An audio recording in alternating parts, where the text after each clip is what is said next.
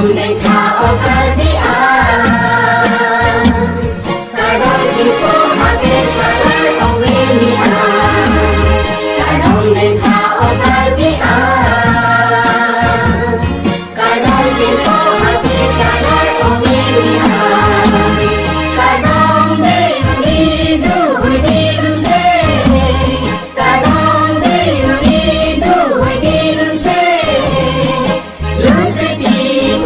Pinung besar doa, kadang tao karbian, kadang pintu habis salar owenian, habis pintu salaan, pancayan pohon coy icoyan, masati hemalipian, nansing ng sakit sang tungguan.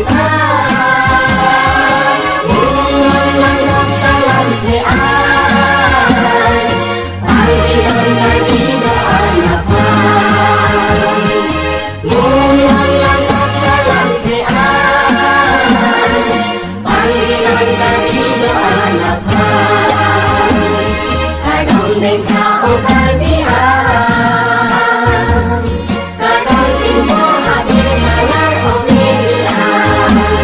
Lusigi lidu huidian, jiwa nancing sojik di doa. Lusigi hajik di doa,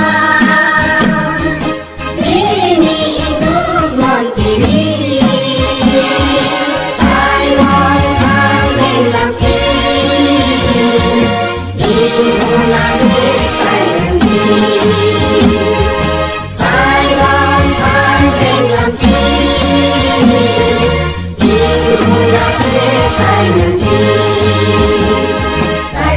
Tao karbian, kadang pintu habis salar owenian. Pengun besar berdoa, jiwa nancing buru balon.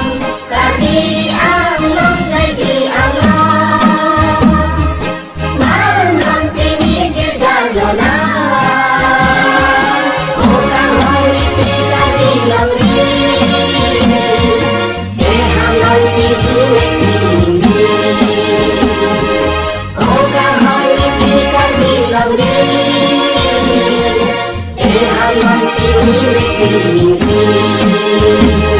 Kadang